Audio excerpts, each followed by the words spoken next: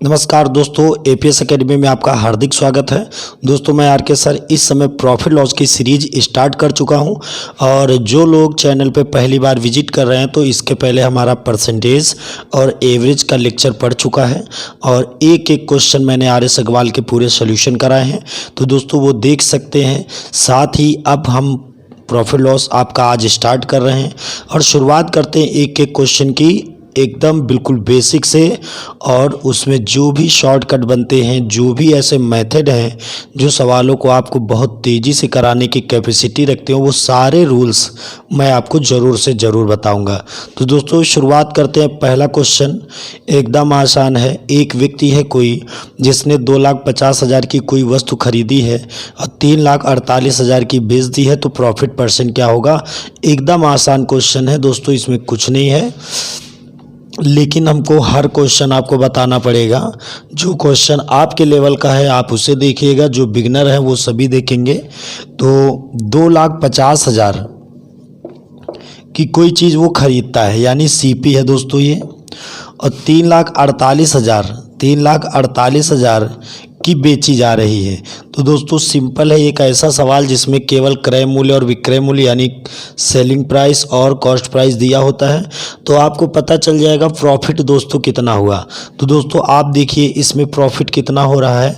अगर आप इसको प्रॉफिट निकालना, अगर ये जीरो मान लीजिए ना माने आप थोड़ी देर के लिए, ये 3 जीरो ना माने, तो ये एक प्रकार से कहा जाता है कोई चीज़ 250 की खरीदी गई, 348 की बेच दी गई है। तो दोस्तों कितना लाभ हो गया, ये 98 का लाभ हो गया। आप 348 में 250 घटा देंगे, 98 का लाभ है। और मैंने आपको इसके पहले लेक्चर में ये बताया हुआ है कि लाभ और हानि हमेशा क्रय मूल्य पर ज्ञात होते हैं। तो क्रय मूल्य आपका क्या है, 250 हो जाएगा दोस्तों, इंटू 100। दोस्तों ये 3 जीरो रखते आप तो वो कटिंग हो जाते, कोई इतना बड़ा मुद्दा ना रहता। 0 0, ये 5 दूना 10, 5 25। दोस्तों यहाँ पर 2 अट्ठे 16 और 2 नहीं 18 1 19, 2 अट्ठे 16 सॉरी, 2 अट्ठे 16 और 2 नहीं 18 1 19। आप इसको 5 से डिवाइड कर दीजिए दोस्तों, तो यहाँ पर 5 3 15 बचे 4 हो गए 46, यानी कि 45.5 तो दोस्तों 39.2% आपका आंसर हो गया। इतने प्रतिशत व्यक्ति को लाभ हुआ है। तो दोस्तों ये क्वेश्चन समझ आ गया हो। देखते हैं नेक्स्ट क्वेश्चन क्या है, बहुत अच्छे समझते हैं। दोस्तों क्वेश्चन है, एक व्यक्ति पी प्रति दर्जन की दर से वस्तुएं खरीदता है तथा पी प्रति 8 की दर से बेचता है, उसका लाभ प्रतिशत पूछा गया है। तो दोस्तों इसका मतलब यह है पी रुपए की उसने कोई 12 चीज़ें खरीदी हैं और पी रुपए की उसने कोई 8 चीज़ें बेच दी हैं। तो सिंपल है दोस्तों, पी प्रति दर्जन के हिसाब से खरीदा है, पी प्रति 8 की दर से उसने बेच दिया है। तो सिंपल है दोस्तों, आपको एक कंडीशन बता दें, एक नोट बता दें, जो आप थोड़ा सा सुन लीजिएगा, उसे लिख लीजिए और वो कुछ ऐसे सवालों को सॉल्व करेगा दोस्तों जिसकी आप कल्पना नहीं कर पाओगे कि ये सवाल का रूल्स वहाँ से कैसे लगा है। इसलिए दोस्तों ये चीज़ आपको याद रखनी, जितनी वस्तुएं बेचकर व्यक्ति का पैसा निकाला है उसे सीपी की श्रेणी में मानते हैं। जितनी वस्तुएं बेचकर उस व्यक्ति का पैसा निकाला है उसे सीपी की श्रेणी में मानते हैं। तो दोस्तों यहाँ पर देखिए, पी प्रति दर्जन की दर से उसने खरीदा है, यानी कि 12 चीज़ें उसने पी रुपए की खरीदा है और 8 चीज़ें बेचकर उसने पी रुपया निकाल लिया। यानी दोस्तों यहाँ पर कोई एक संख्या भी अंक माने जा सकते, लेकिन यहाँ पर जैसा दिया वैसा समझे। मतलब कि 12 चीज़ें पी रुपए में खरीदी गई और 8 चीज़ें बेचकर वो पैसा निकाल लिया गया। तो दोस्तों हमारा पैसा कितनी वस्तुएं बेचकर निकला, 8 वस्तुएं बेचकर निकल आया। तो 8 को हम सीपी की श्रेणी में मानते हैं। 8 को क्या करते हैं, हम सीपी की श्रेणी में मानते हैं। तो दोस्तों 12 चीज़ें मैंने खरीदा था, 8 चीज़ें बेच दी हैं, तो उसे सीपी की श्रेणी में मानेंगे। तो कितनी वस्तुएं अभी बची हैं, 4। 12 चीज़ें खरीदी थी, पैसा पी रुपए लगा था, फिर 8 चीज़ें बेच दी, पैसा पी रुपए निकल आया। तो पैसा आपका निकल आया ना, तो 4 चीज़ें अभी भी बची हैं जो आपकी लाभ की है, इंटू 100। दोस्तों आंसर आ जाएगा आपका 50%, यानी प्रॉफिट क्या हो जाएगा, 50%। दोस्तों हो सकता है ये चीज़ आपको कम क्लियर हुई हो, लेकिन फिर भी मैं आपको बताता हूँ कि कुछ सवाल अभी और आने वाले हैं, तो ये रूल पूरा मैं क्लियर करूँगा।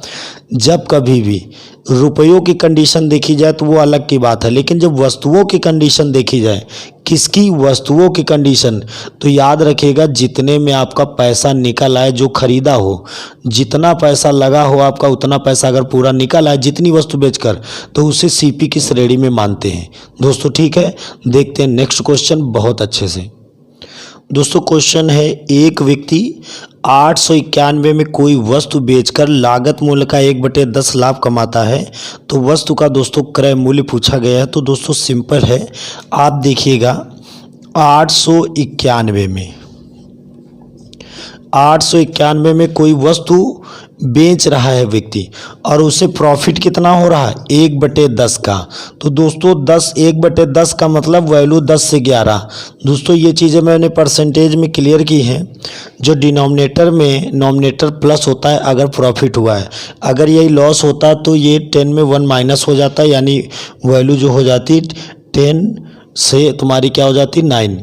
दोस्तों क्लियर है एकदम। तो दोस्तों एक चीज़ समझना है, वैल्यू 10 से 11। अब आप सोचिए, आपको एक बहुत अच्छी चीज़ बताने जा रहा हूँ, फिर से दोस्तों समझिएगा। बहुत सारे लोगों को प्रॉब्लम होती है कौन सी चीज़ ऊपर होनी चाहिए, कौन सी नीचे होनी चाहिए। तो दोस्तों यहाँ पर एक चीज़ समझो, 891 में बेचने से 1/10 का प्रॉफिट होता है, यानी वैल्यू 10 से 11 होगी दोस्तों। अब आप सोचिए 891 में बेचने से व्यक्ति को प्रॉफिट हुआ है, तो इसका मतलब उसने 891 से कम की खरीदा होगा। दोस्तों क्लियर है, 891 में बेचने से उसको प्रॉफिट हो रहा है, तो इसका मतलब वो कम की खरीदा होगा, और कम की खरीदा होगा, कम खरीदने का मतलब कम वाली वैल्यू ऊपर और बड़ी वैल्यू नीचे। दोस्तों ये हमेशा याद रखिएगा, जब आंसर छोटा पाना हो तो ऊपर छोटी वैल्यू और नीचे बड़ी वैल्यू, जब आंसर बड़ा पाना हो तो ऊपर बड़ी वैल्यू और नीचे छोटी वैल्यू, ये हमेशा याद रखिएगा। बस सवाल हो चुका है आपका 11 8 88 11 कम 11। तो दोस्तों हमारा आंसर 810 हो जाएगा सीपी। सवाल हो चुका है दोस्तों, बहुत इजी सवाल हैं, कोई टफ नहीं है, बस आपको बैठकर एक एक सवाल लगाने की ज़रूरत है। बिल्कुल एक राइटर पे आप कमांड बना लीजिए, आपको मैथ्स अपने आप आने लगेगी। किसी भी एक राइटर पे, किसी भी सब्जेक्ट के अगर एक राइटर पे आपको एक राइटर का महत्व अगर देखना है तो एक राइटर याद हो जाए, बस आपको याद हो जाए, वो आ जाए, उस मैथ है तो उसे लगा लें, उसको समझ लें, आपको वहीं से सफ़र शुरू होगा सिलेक्शन का। और आपको समझ नहीं आएगा कि आपके अंदर कितनी चीज़ें ऐसी आ गई हैं जो सवालों को पहले सोचते थे कि हमें आते नहीं, आज बिना पेन के कर रहे हो। किताबें जो भी हैं बहुत बढ़िया तरीके से पढ़िए। चलिए देखते हैं नेक्स्ट सवाल क्या है, बहुत अच्छे समझते हैं। दोस्तों क्वेश्चन है, एक व्यक्ति 2470 रुपये में 26 किलो चावल खरीदता है, उसके बाद वह 110 प्रति किलोग्राम के अकॉर्डिंग 10 किलो चावल बेच देता है।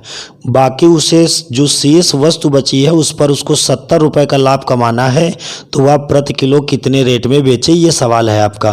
तो दोस्तों सिंपल है, ध्यान से देखिए। 2470 रुपये हैं आपके, और आपने कोई चीज़ 26 केजी खरीदी हुई है। दोस्तों ध्यान दीजिएगा, सवाल को बहुत अच्छे थे। 2470 की कोई चीज़ आपने 26 किलो खरीदी है। सिंपल है दोस्तों। अब आपने क्या किया है कि 10 केजी आपने 110 प्रति किलोग्राम के अकॉर्डिंग बेच दी। तो दोस्तों आपका पैसा कितना निकल आया, 1100। दोस्तों 1100 रुपये आपका निकल आया। सिंपल है, 10 किलो 110 के अकॉर्डिंग आपने बेच दिया तो आपका पैसा निकल आया। अब दोस्तों इसको घटा लीजिए, 0 7 ये 3 और ये 1, तो दोस्तों 1370 रुपये आपको अभी और निकालने हैं। 1370 रुपये और निकालने हैं, लेकिन आपको 70 का लाभ भी कमाना है। तो दोस्तों 70 का आप लाभ कमा लीजिए इसी में, यानी आपको रुपए अगर देखा जाए तो 1370 प्लस 70 निकालने हैं। और वस्तु आपने खरीदी थी दोस्तों 26 किलो, जिसमें से 10 किलो आप बेच चुके हो, तो बची कितनी, 16 किलो। दोस्तों कितनी बची, 16 किलो। दोस्तों 1370 और 70 जोड़ेंगे तो 1440 आएगा। 1440 बटे 16 यानी 16 नहीं 144। तो शेष जो चावल है वो आपको 90 रुपये में बेचना होगा, यानी ये दोस्तों 1440 बटे 16 हो जाएगा। तो 1 किलो कितने का बेचना होगा, 90 रुपये का बेचना होगा। दोस्तों ये क्वेश्चन भी बहुत अच्छे समझ आया होगा। देखते हैं नेक्स्ट क्वेश्चन बहुत ही अच्छी तरीके से। दोस्तों क्वेश्चन है 2.5 रुपये प्रति पेंसिल की दर से अगर बेचा जाए तो आपको 110 रुपये का लाभ होता है। यदि 1.75 की दर से इतनी पेंसिलें बेची जाएं तो आपको 55 की हानि होती है। तो आपसे पूछा गया पेंसिलों की संख्या कितनी है। तो दोस्तों सिंपल है क्वेश्चन, देखें आराम से। अगर आप 2.5 रुपये में एक पेंसिल बेच रहे हैं तो आपको 110 का लाभ हो रहा है, 110 का लाभ हो रहा है दोस्तों। यदि आप 1.75 की पेंसिल बेच रहे हैं, 1.75 की पेंसिल बेच रहे हैं तो आपको 55 की हानि हो रही है। दोस्तों इस सवाल को ध्यान दीजिए, कई बार एग्जाम में आ चुका है, बहुत अच्छे समझिएगा। अब दोस्तों आप देखिएगा 2.5 रुपये में बेच रहे हो तो 110 का लाभ हो रहा है, और अगर 1.75 में बेच रहे हो तो आपको 55 की हानि हो रही है। तो यहाँ का दोस्तों डिफरेंस क्या है ये देखें। तो दोस्तों ये डिफरेंस आपका 0.75 आ जाएगा, 0.75। और दोस्तों यहाँ का डिफरेंस, जब डिफरेंस करने की बात कर रहे हैं, जोड़ने की बात करते तो दोस्तों ये घट जाते, लेकिन जब इन्हीं में हम डिफरेंस की बात करें तो प्लस माइनस जुड़ जाएंगे, तो प्लस माइनस जुड़ जाएंगे दोस्तों 165 आ जाएगा।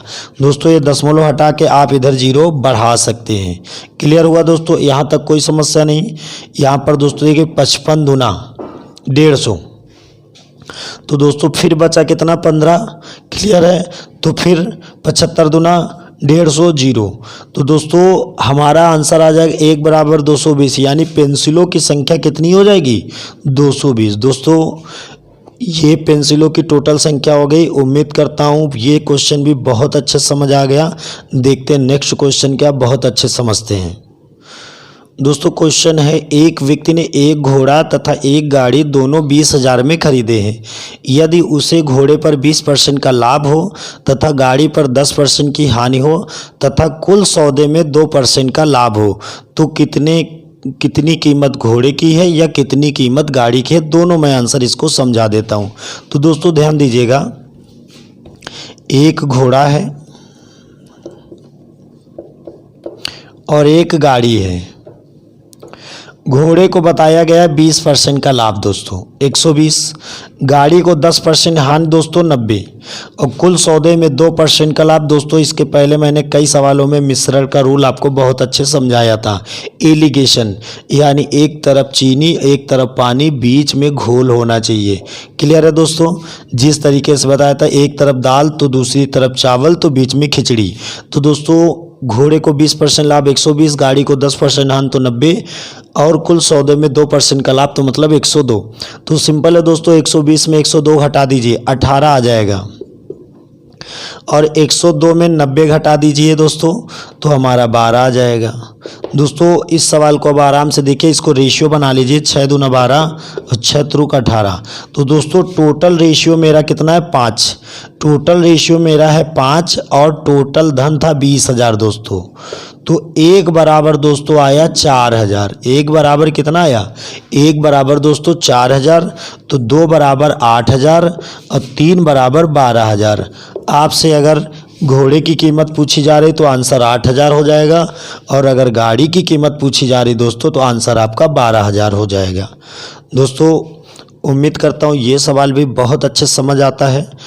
और देखते हैं नेक्स्ट सवाल। इसमें कुछ नहीं है, इस तरीके का जो भी सवाल मिश्रण में लगता है आपको भी बहुत अच्छे समझ आता है। इसके बाद देखते हैं एक नेक्स्ट क्वेश्चन, बहुत अच्छी तरीके से समझते हैं। दोस्तों क्वेश्चन है, चाय के मूल्य में 10% की कमी होने से एक व्यापारी 22,500 रुपये में 25 किलो अधिक चाय खरीद लेता है। चीनी की कीमत वर्तमान में क्या है, ये क्वेश्चन है दोस्तों। सिंपल है, समझते हैं। दोस्तों 22,500 रुपये हैं एक व्यापारी के पास, 22,500, जिसमें से 10% कमी हुई है। अच्छा, किसी भी चीज़ में अगर 10% की कमी होगी तो सिंपल है, 10% कमी हो जाने का मतलब 10% आपको पैसा वापस होगा। तो दोस्तों इसका 10% कितना होगा 22,50। मैंने कई बार दोस्तों बताया हुआ है कि किसी भी चीज़ का 10% निकालना है तो एक अंक बाद उसमें आप दशमलव लगा दीजिए। तो इसका 10% दोस्तों हुआ 22,50। ये 22,50 रुपये आपको वापस होगा। अगर ये 22,50 रुपये आप ना लो तो आपको वस्तु कितनी अधिक मिल रही, 25 किलो। दोस्तों क्लियर हो गया। 25 किलो, तो 25 नहीं या 225, यानी 1 किलो कितने की होगी दोस्तों? 90। दोस्तों एक बात बहुत अच्छे समझ लेना, इसका आंसर आपके बुक में 100 आ रहा है।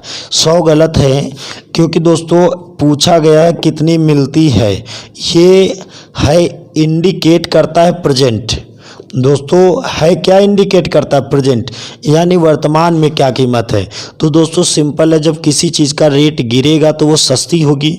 वहाँ 100 आंसर रहा, लेकिन क्या होगा? 90, क्योंकि 90 में इस समय है। हाँ, ये पूछता कितने में थी, इस है की जगह अगर था लगा होता तो आपका आंसर क्या था या थी लगा होता, चाय क्या रेट थी, तो आंसर आपका 100 होता। दोस्तों उम्मीद करता हूँ ये क्वेश्चन बहुत अच्छे समझ आ गया है। लेकिन फिर भी 1 मिनट, अगर आप देखें कि कुछ लोगों के मन में यार आ रहा होगा कि सर अब ये तो 90 आ गया है, ये कंडीशन भी समझ आ गई, 10% इसका निकाल लिया, 2250 हुआ। अब 2250 रुपये वापस होंगे। अगर ये रुपए न ले हम तो 25 किलो अधिक वस्तु मिलेगी, यानी इस रुपए में ये 25 किलो अधिक मिलेगी, यानी 25 किलो जो मिलेगी वो इस रुपए में, तो 1 किलो 90 की। तो हमारा आंसर 100 कैसे आता? तो दोस्तों देखिएगा, इतने में एक चीज़ अलग समझ लीजिए, जो भी नए लोग हैं बिल्कुल समझिएगा। दोस्तों कितने % कमी हुई है ये पहले आप बताइए? 10%। 10% को 1/10 कहते हैं, तो वैल्यू 10 से 9। दोस्तों ये बात क्लियर हो गई। अभी इसके पहले मैंने बताया 10% को 1/10 कमी का है तो हर में अंश वाली चीज़ घटेगी, लाभ का है तो अंश में हर में अंश वाली चीज़ जुड़ेगी। जैसे अभी इसके पहले मैंने एक सवाल कराया था, वैल्यू 10 से 11, क्योंकि वहाँ 10% लाभ था, वहाँ पर 10% लाभ था, यहाँ 10% कमी, तो वैल्यू 10 से 9। तो दोस्तों आप देखिए, कमी कम रेट और एक पहले का रेट, यानी कि इस समय बाजार का रेट 9 होगा और इसके पहले 10, क्योंकि कमी हुई तो इस समय का 9 और इस समय का वो 90, तो 9 बराबर 90, तो 1 बराबर 10, तो 10 बराबर दोस्तों 100। तो देखिए दोस्तों ये वाला 100 इस तरीके से लाएंगे। क्लियर हो गया दोस्तों? यहाँ तक समझ आ गया। अगर ऐसे ना समझना चाहो तो एक नियम और आपको समझा दें, यहाँ पर आप 90 लिख लीजिए बिल्कुल अच्छे से। 10% कमी हुई है तो वैल्यू दोस्तों 10 से 9 हो गई। हमको पता है कि अभी की कीमत है, ये जो कमी होने के बाद कीमत आती है वो अभी की आती है, प्रेजेंट की। तो इसके पहले चीज़ महंगी रही होगी, सिंपल सी बात है। तो आंसर बड़ा पाना है तो ऊपर 10 नीचे 9। अभी मैंने एक सवाल में बताया था, आंसर अगर छोटा पाना तो ऊपर छोटा नीचे बड़ा, और आंसर अगर बड़ा पाना तो ऊपर बड़ा नीचे छोटा। ये नियम होते हैं आपके। तो सिंपल 9 दाम 90, 10 दाम 100, तो भी दोस्तों 100 आ जाएगा।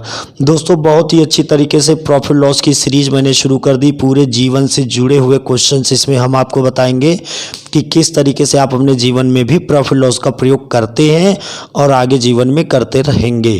तो दोस्तों इस चैप्टर को डेली देखिए, डेली 7-8 क्वेश्चंस जब आप करते रहेंगे तो आपको मैथ्स बहुत अच्छे से आने लगेगी। आप परेशान ना होइए। और अगर आपको पुराने वीडियोस देखने, अगर पहली बार आप चैनल पे हैं तो कुछ चैप्टर और पहले पढ़ा चुके हैं, उनको भी आप पढ़ते रहिए अच्छी तरीके से। चलिए आज के लिए इतना ही। बाकी नेक्स्ट जो क्वेश्चंस बचे हुए हैं वो अगले वीडियो में आपको दिए जाएंगे। धन्यवाद।